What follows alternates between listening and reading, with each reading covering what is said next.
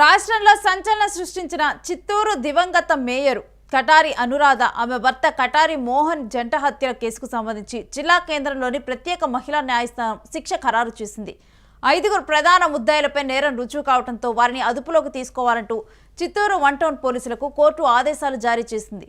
కాగా మాజీ MLA CK బాబుతో మొదలైన గొడవలు చివరికి సొంత మేనమామ దంపతులను చంపే వరకు దారితీశాయి. కటారి మోహన్ కౌన్సిలర్గా పోటీ చేయడంతో మాజీ ఎమ్మెల్యే సీకే బాబుతో వివాదం మొదలైంది. ఈ పోరులో గెలిచేందుకు మేనల్లుడు చంద్రశేఖర్ను కటారి మోహన్ పెంచి పోషించారు. అయితే పెంచిన పామే కాటేసినట్లు మేయర్ అనురాధ భర్త మోహన్ను మేనల్లుడు చంద్రశేఖర్ కడతీర్చాడు. పథకం ప్రకారం వారి ప్రాణాలను ఒకేసారి తీశాడు. 2015 నవంబర్ 17న చిత్తూరు మున్సిపల్ కార్పొరేషన్ నాటి నగర మేయర్ కటారి అనురాధ తన ఛాంబర్లో కూర్చొని ఉన్నారు. పక్కనే ఆమె భర్త కటారి మోహను, ఇతర టీడీపీ నాయకులు ఉన్నారు. బుర్కా ధరించి వచ్చిన ఓ వ్యక్తితో పాటు మరికొందరు కూడా ముసుగులు ధరించి తుపాకులు, కత్తులతో ఛాంబర్లోకి చొరబడ్డారు. మేయర్ అనురాధను తుపాకీతో కాల్చగా తలను చీల్చుకుంటూ మెదడు చిట్లిపోయి ఆ బుల్లెట్ బయటకు వచ్చింది. అక్కడికక్కడే ఆమె మృతి చెందింది. ఆమె భర్త కటారి మోహన్ను కార్యాలయంలో కత్తులతో వేటాడి పాశవికంగా నరికి హతమార్చారు. చిత్తూరు మున్సిపల్ కార్పొరేషన్ కార్యాలయంలో కటారి దంపతుల జంట హత్యలతో రక్తపు టేర్లు పారాయి. ఈ హత్యలు అప్పట్లో రాష్ట్ర వ్యాప్తంగా సంచలనం సృష్టించాయి.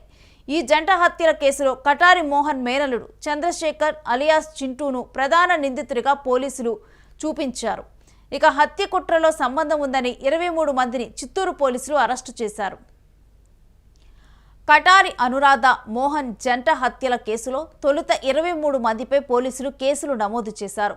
అయితే శ్రీకాళహస్తికి చెందిన కాసారం రమేష్ అనే వ్యక్తికి ఈ కేసులో సంబంధం లేదని న్యాయస్థానం గతంలో తీర్పుని ఇచ్చింది. ఇక మరో నిందితుడు శ్రీనివాస ఆచారి అనారోగ్యంతో కూడా కేసు విచారణలో ఉండగానే మృతి చెందాడు. ఇక దీంతో నిందితులు 21 మందిగా మిగిలారు.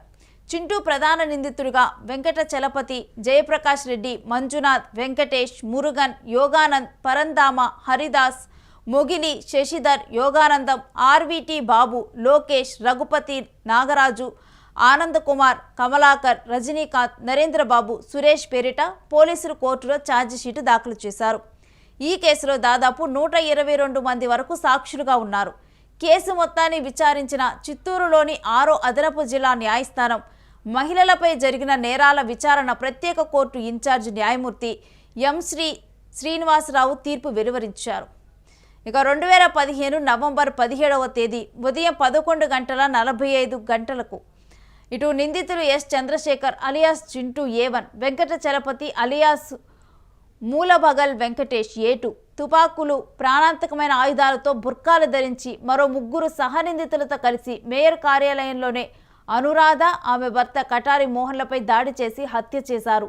ఈ దాడి ఆర్థిక వివాదాల కారణంగా జరిగింది. ఈ కేసులో మొత్తం A1 నుంచి A23 వరకు నిందితులు వివిధ పాత్రలతో నేరానికి కుట్ర పన్నటం, నేరంలో పాల్గొనటం, ప్రధాన నిందితులకు ఆశ్రయం ఇవ్వటం, ఆయుధాలు సరఫరా చేయటం మొదలైన చర్యలతో ఛార్జిషీట్లో పొందుపరిచారు.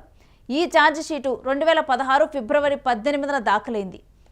ఈ హత్య కేసులో A22 కాసారం రమేష్ కేసు నుంచి విడుదలయ్యారు. A21 ఆయుధాలు సరఫరా చేసిన వ్యక్తి మరణించారు. A3, A4 చిత్తూరు జిల్లా జైల్లో నిర్బంధంలో ఉన్నారు. A1, A2, A5, A23 బెయిల్పై ఉన్నారు. మరణించిన కుటుంబ సభ్యుల ఇళ్ల వద్ద పోలీసులు బందోబస్తును ఏర్పాటు చేశారు. ముఖ్యంగా చుడా చైర్పర్సన్ కటారి హేమలత, మాజీ ఎమ్మెల్యే సీకే బాబు నివాసాల వద్ద ప్రత్యేక బందోబస్తు ఉంచారు.